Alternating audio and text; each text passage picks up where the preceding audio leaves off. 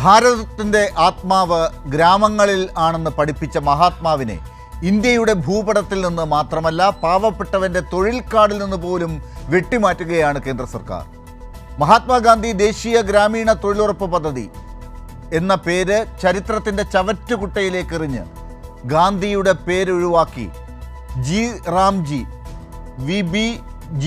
റാംജി എന്ന പുതിയ കുപ്പായമിടുമ്പോൾ അത് വെറും ഒരു പേരുമാറ്റമല്ല, ഗാന്ധിജിയുടെ ഓർമ്മകൾക്ക് മേൽ നടത്തുന്ന രണ്ടാമത്തെ അരും കൊലയാണ്. പാവപ്പെട്ടവൻ്റെ ഏക ഉപജീവന മാർഗത്തെ സംസ്ഥാനങ്ങളുടെ തലയിൽ കെട്ടിവെച്ച് കൈ കഴുകുകയാണ് കേന്ദ്രം. പുതിയ ബില്ല്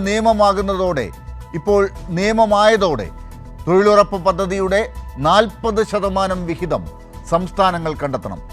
പണമില്ലെങ്കിൽ പണിയുമില്ല എന്ന ക്രൂരമായ വ്യവസ്ഥയിലൂടെ ഗ്രാമീണ മേഖലയെ പട്ടിണിയിലേക്ക് തള്ളിവിടുന്ന ഈ കേന്ദ്രദ്രോഹത്തിനെതിരെ രാജ്യം കത്തുമ്പോൾ ജനങ്ങൾ ചോദിക്കുന്ന ഒരു വലിയ ചോദ്യമാണ് ഇന്നുള്ളത്. എവിടെയാണ് നമ്മുടെ പ്രതിപക്ഷ നേതാവ്? പാർലമെന്റിൽ സർക്കാരിൻ്റെ കണ്ണിൽ നോക്കി ചോദ്യങ്ങൾ ചോദിക്കേണ്ട, ഇന്ത്യ മുന്നണിക്ക് കരുത്ത് പകരേണ്ട രാഹുൽ ഗാന്ധി ഇന്ന് ജർമ്മനിയിലാണ്. പാവപ്പെട്ടവൻ്റെ പണിയായുധം കേന്ദ്രം പിടിച്ചുവാങ്ങുമ്പോൾ രാഹുൽ ഗാന്ധി മ്യൂണിക്കിലെ BMW ഫാക്ടറിയിൽ ബൈക്കുകൾ പരിശോധിക്കുന്ന ചിത്രങ്ങൾ കണ്ട് രാജ്യം മൂക്കത്ത് വിരൽ വയ്ക്കുന്നു.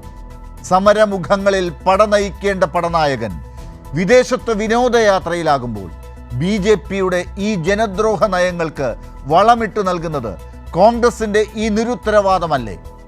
ഗാന്ധിജിയെ വീണ്ടും വധിക്കുമ്പോൾ ഗാന്ധി നാമധാരികളായ പ്രതിപക്ഷ നേതാക്കൾ എവിടെ ഒളിച്ചിരിക്കുന്നു? കേന്ദ്രത്തിൻ്റെ പകപോക്കലും പ്രതിപക്ഷത്തിൻ്റെ ഒളിച്ചോട്ടവും എന്നാണോ പറയേണ്ടത് അതിനെ?